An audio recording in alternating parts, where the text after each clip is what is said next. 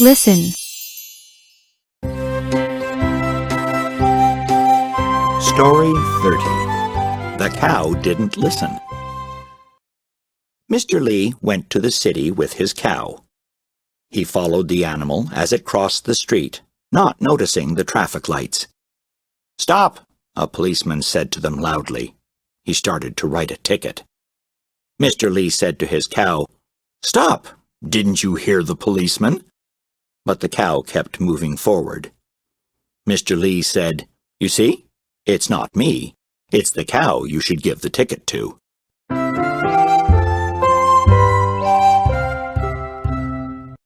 Here is your ticket. Read aloud.